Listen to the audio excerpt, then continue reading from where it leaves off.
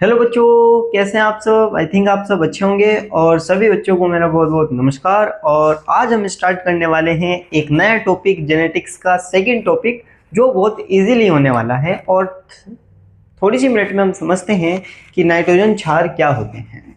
मैंने आपको कल पढ़ाया था कि जो न्यूक्लियोटाइड होते हैं, मैंने आपको पढ़ाया था कि कल जो न्यूक्लियोटाइड होते हैं, ये न्यूक्लियोटाइड किस चीज़ से मिलकर बने हुए होते हैं कि सर न्यूक्लियोटाइड ये दो चीज़ों से मिलकर बने हुए होते हैं।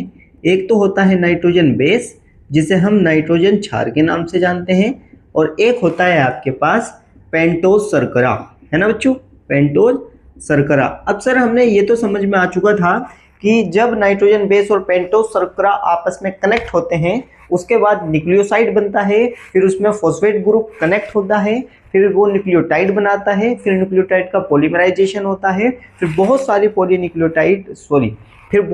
न्यूक्लियोटाइड मिलकर एक पॉलीन्यूक्लियोटाइड का फॉर्मेशन करते हैं। इतनी बात तो हमें समझ में आ चुकी थी, लेकिन हमें ये तो पता चल चुका था कि एक न्यूक्लियोटाइड का प्रोडक्शन किस तरीके से होता है, लेकिन इसमें जो चीज़ें यूज हो रही थी जैसे कि नाइट्रोजन बेस या पेंटोज शर्करा क्या होती है। तो आज सबसे पहले हम पढ़ने वाले हैं नाइट्रोजन क्षार। देखो बच्चों, आज हम क्या पढ़ने वाले हैं, नाइट्रोजन क्षार या नाइट्रोजन बेस के बारे में जानेंगे। अब हमारे बात यह आती है, सबसे पहला टॉपिक, कि जो नाइट्रोजन क्षार होते हैं ये हेटेरोसाइक्लिक कंपाउंड होते हैं। हेटेरोसाइक्लिक का मतलब होता है विषम चक्रीय यौगिक। कैसे होते हैं, विषम चक्रीय यौगिक होते हैं। अब बात समझ में, सर ये हमें वर्ड समझ में नहीं आया कि सर विषम चक्रीय क्या है। विषम चक्रीय का मतलब ये होता है कि जैसे कि हमारे पास नाइट्रोजन क्षार है, तो नाइट्रोजन क्षार में अलग अलग प्रकार की संरचनाएं हैं, एक समान प्रकार की संरचनाएं नहीं हैं।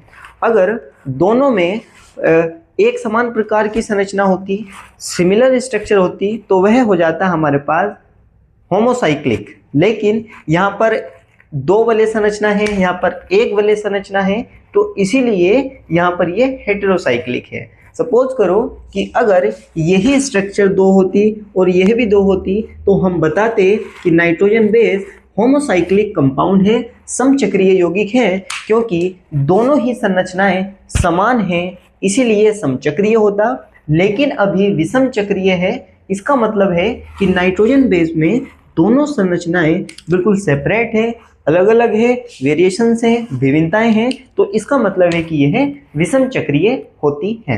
अब कोई भी कंपाउंड हो, अब थोड़ा सा समझो साइक्लिकी क्यों हुआ यहाँ पर, क्योंकि यहाँ एक कंपाउंड बन रहा है, यहाँ पर एक यौगिक बन रहा है, इसलिए साइक्लिक है। आपने ऑर्गेनिक में पढ़ा होगा कि जैसे कि यह एक कंपाउंड है, क्योंकि एक कार्बन, दो कार्बन, तीन कार्बन और चार कार्बन, ठीक है, आप ऑर्गेनिक केमिस्ट्री में पढ़ने को आपको मिलता है। तो यहाँ पर ये क्या हो चुका है, ये टेट्रासाइक्लिक हो चुका है, ये एक पूरी साइक्लिक स्ट्रक्चर है, ठीक है। तो इसलिए क्या है, ये हेटेरोसाइक्लिक कंपाउंड होता है। अब ध्यान रखना, नाइट्रोजन बेस दो प्रकार के होते हैं, एक तो होते हैं प्यूरिन्स और एक होते हैं पिरिमिडिन्स। क्या होते हैं, एक प्यूरिन्स होते हैं और एक पिरिमिडिन्स होते हैं। प्यूरिन दो वलय संरचना होती है, जबकि पिरिमिडिन एक वलय संरचना होती है। दो वलय संरचना कुछ इस तरीके की होती है। और इसमें जो प्यूरिन्स होते हैं वे दो प्रकार के होते हैं।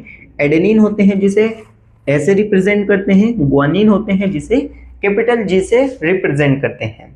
फिर आता है आपके पास पिरिमिडिन। पिरिमिडिन एक वलय संरचना होती है, सिर्फ इसमें एक वलय होती है, ठीक है, इसलिए हम इसे पिरिमिडिन कहते हैं। और इसमें साइटोसिन आते हैं जिसे कैपिटल सी से रिप्रेजेंट करते हैं, यूरेसिल आते हैं जिसे कैपिटल यू से रिप्रेजेंट करते हैं, और थाइमिन आते हैं जिसे कैपिटल टी से रिप्रेजेंट करते हैं। और ध्यान रखना, थाइमिन को हम 5 मेथाइल यूरेसिल के नाम से भी जानते हैं। अगर यूरेसिल पर एक मिथाइल समूह जोड़ा जाए, अब आपने पढ़ा होगा जब आप IUPAC पढ़ते हैं तो वहाँ पर एथ मैथ, ठीक है, इस तरीके से आता है, ठीक है, एथ मैथ आता है ना, उस तरीके से। तो जब एक मिथाइल ग्रुप यूरेसिल पर हम जोड़ देते हैं तो वह थाइमीन बन जाता है। इसलिए 5 कार्बन मैं आपको पढ़ाऊंगा, जब मैं आपको पढ़ाऊंगा ना आगे चल के पिरिमिडीन्स के बारे में और थाइमीन के बारे में, इन सब चीज़ के बारे में बताऊंगा, तो 5वें कार्बन पर मिथाइल समूह जुड़ा हुआ होता है, इसलिए क्या बन जाता है, थाइमीन बन जाता है। ठीक है, चलो। फिर एक नोट पॉइंट होता है कि डीएनए में अब फिर यही चीज आ चुकी है कि डीएनए डीऑक्सीराइबो न्यूक्लिक एसिड और आरएनए राइबोज न्यूक्लिक एसिड होता है। ध्यान रखना, डीएनए में एडेनिन होता है, गुआनिन होता है, साइटोसिन होता है और थाइमिन होते हैं। ये चारों चीजें होती है प्रेजेंट, मतलब कि उपस्थित होती है, जबकि यूरेसिल इसमें एब्सेंट होता है। यूरेसिल क्या होता है? एब्सेंट होता है। आरएनए, ठीक है, आरएनए में एडेनिन होता है, गुआनिन होता है, साइटोसिन होता है, यूरेसिल होता है, ये इसमें प्रेजेंट होते हैं। इसमें क्या होते हैं? ये इसमें सारी चीजें प्रेजेंट होती हैं, थाइमीन एब्सेंट होती है। क्या होती है? थाइमीन एब्सेंट होती है। आपने देखा होगा डीएनए की स्ट्रक्चर, आपने देखी होगी 9th क्लास में, है ना? देखो 9th क्लास में आपने कुछ डीएनए की स्ट्रक्चर कुछ इस तरीके से देखी होगी, इस तरीके से, है ना? चलो, ये आपने ये भी पढ़ा होगा, दो वैज्ञानिक आते हैं कि यह 3 डेज से 5 डेज है, ये 5 डेज से 3 डेज है। जब हम इन दोनों स्टैंड्स को अलग करते हैं, स्टैंड्स का मतलब रज्जू, जब हम इन दोनों स्टैंड्स को अलग करते हैं तो ये 5 डेज से 3 डेज, सॉरी 3 डेज से 5 डेज, सॉरी 5 डेज से 3 डेज चलती है, ठीक है। लेकिन अभी इस तरीके से होती है और ये पूरी स्ट्रक्चर पॉलीन्यूक्लियोटाइड है, क्योंकि ये बहुत सारे न्यूक्लियोटाइड से मिलकर बनी हुई होती है। आपने देखा होगा कि एक डीएनए में जो एडेनिन होता है वो थाइमीन के 2 हाइड्रोजन बंध से जुड़ा हुआ होता है, जी सर, और साइटोसिन गुआनिन के 3 हाइड्रोजन बंध से जुड़ा हुआ होता है।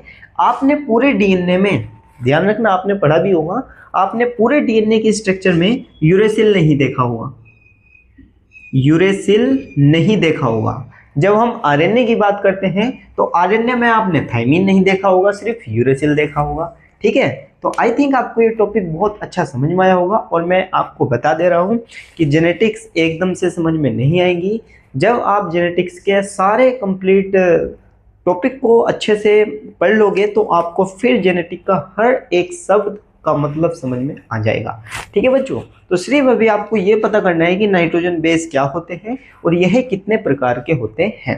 तो आज से अगर आज से कोई भी पूछे कि नाइट्रोजन बेस क्या होते हैं, तो नाइट्रोजन बेस वह होते हैं, ये 5 प्रकार के होते हैं, एडेनिन, गुआनिन, साइटोसिन, ठीक है, साइटोसिन, यूरेसिल और थाइमिन। डीएनए में कौन प्रेजेंट होता है और आरएनए में कौन प्रेजेंट होता है, ये सब आपको पता होना चाहिए, ठीक है बच्चों।